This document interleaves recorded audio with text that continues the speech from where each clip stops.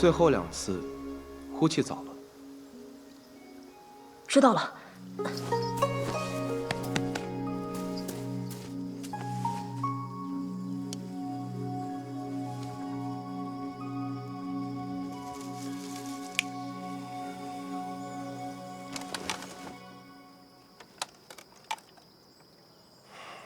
还是有些不习惯呀。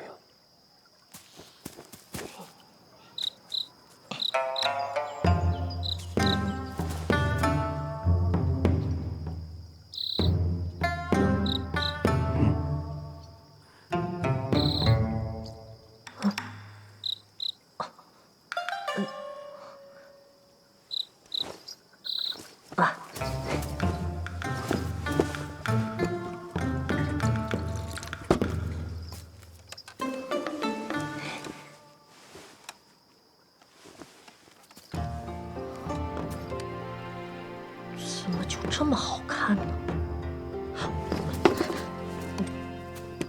公子，您不是睡觉吗？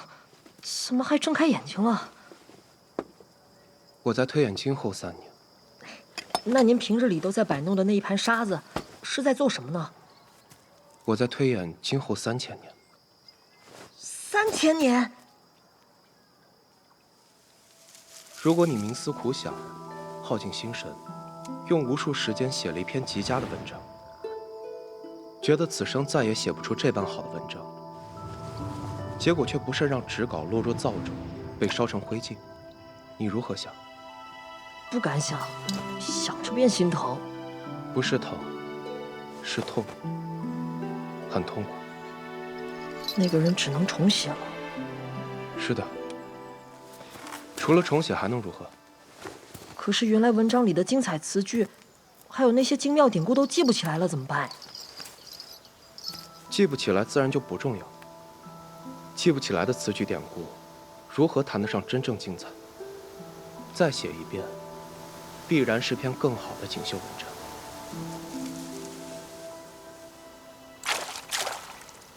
那，公子您推演出了些什么？今后3年雨水咋样？时间到了。啊？我姓吕，青山宗南松亭门师，负责培养新入门的外门弟子。100年来，宗内不知多少良才皆出自我手。数日前，我得知，在这个柳家村有一个叫做柳10岁的孩子，是天生道中，100年难得的修道良才。于是我亲至此地，一探究竟。然而此刻，我却被他身旁的白衣少年深深吸引。我修行多年，好看的人见过不少，可无论是朝歌城里那些世家子弟，还是水月庵里那些美丽的女弟子，都无法与此人相提并论。修行界里流传一句话：极智者不凡。所以尽管他道心尚志，天赋不佳，我还是讲出了那句不知讲了多少遍的话。你可愿意随我修大道，求长生？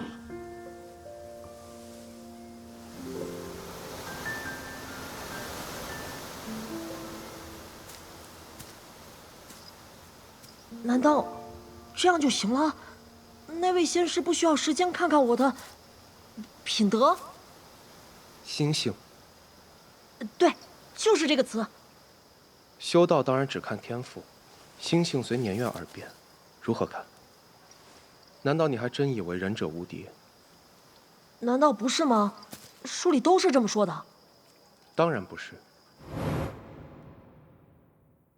无敌者才无敌。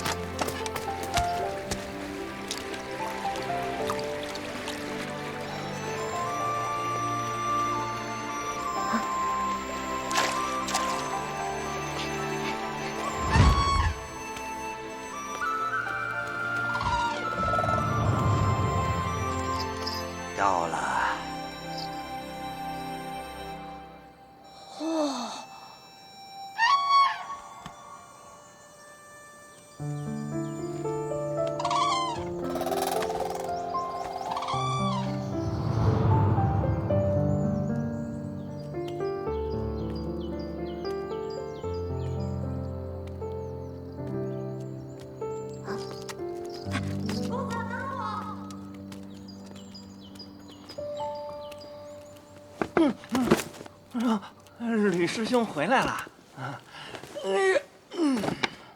想着如此良才，总要早些送进宗门才能安心呐。看路急了些。师兄这话好生夸张啊！我倒要瞧瞧你到底觅了一个怎样的天才。这是我派南门登陆仙师明兴国，入内门之前，你们要成师叔。明师叔，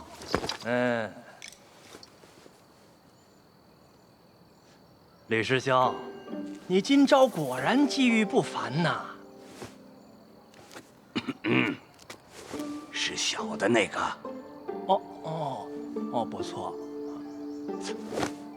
不错，天生道种。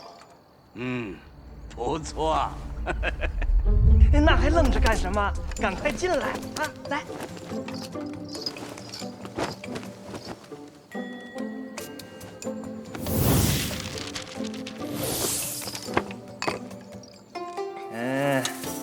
姓名60岁。姓名不是年龄。我就叫这个名字，不可以吗？别说10岁，你就算想叫万岁也行。你呢？京九，朝歌人。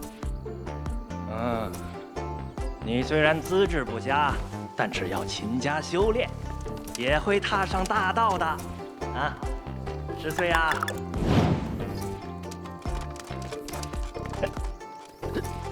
这是什么情况？他们是主仆。天生道种居然与人为仆，不管他们以前是何等关系，但一入山门，凡间事便再无意义。难道你没对他们说过？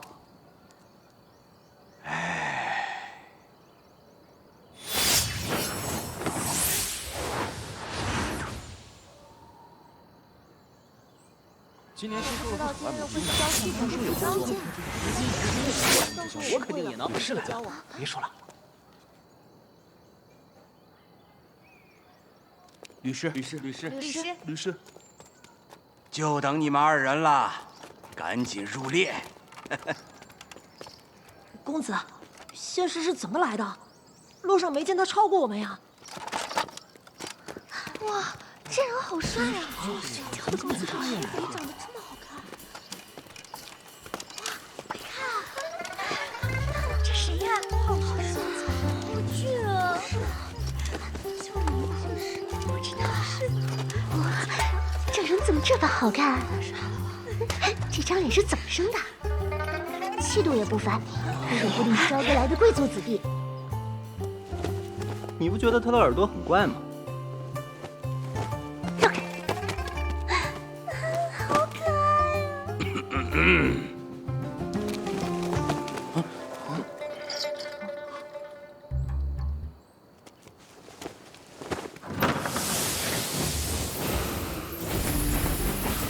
这里是入门口诀，你们要好好研习。世间修道者众，各派功法各殊，境界划分不一，本质并无区别。我青山宗大道至简，共有3层境界，分别为初境、次境、大境。初境分为2个阶段，一为有仪，2为报神。报神境圆满，可参加内门考核。通过后入内门喜剑阁学习，可称喜剑弟子。此时才算真正踏进了修行的大道。知通守一为次境，喜剑溪弟子入知通可取剑。知空境圆满，可御剑飞行；而至守一境圆满时，剑完不成，可参加成剑大会。若表现不凡，可被九峰收入峰内。此后的境界皆为大境。当进入无章境后，剑完大成，可收剑入体，是为修行界真正的强者。而你们现在要学的是出境法门。我希望5年之内，你们都可以抱神圆满，进入内门。60岁。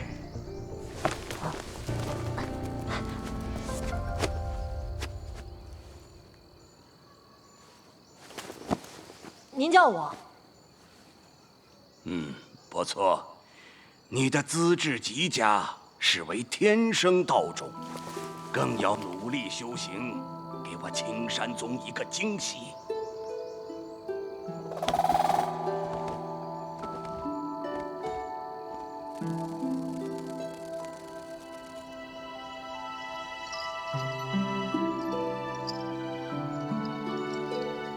他是天生道种啊？不会吧？咱们青山宗天赋异禀的弟子无数，可这些年里也没出现几个天生道种啊。是啊，除了赵腊月师姐，便只有天光峰上那位由掌门大人亲自收为关门弟子的卓师兄了。刘师弟，我叫薛勇哥，你可以叫我薛师兄。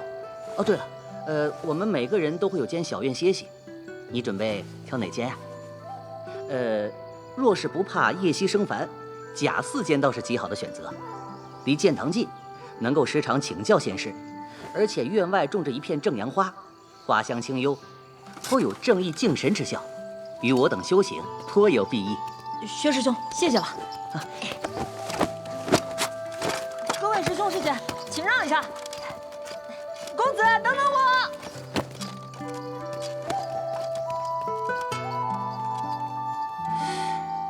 天生道种居然给人做书童，这可真是太奇怪了。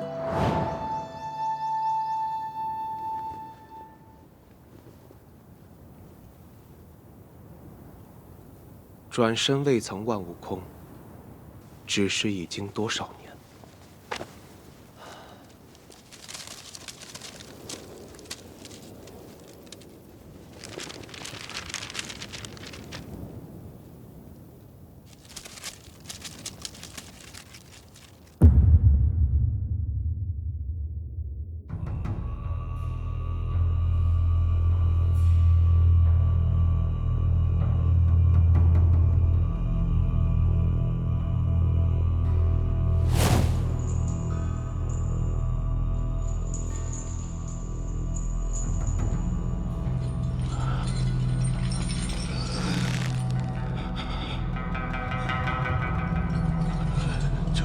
没有意，哪儿呢？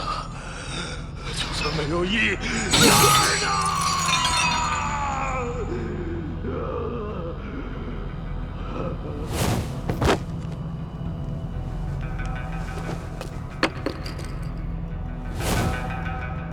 掌门师弟，你究竟是以大局为重，还是心中有鬼呀？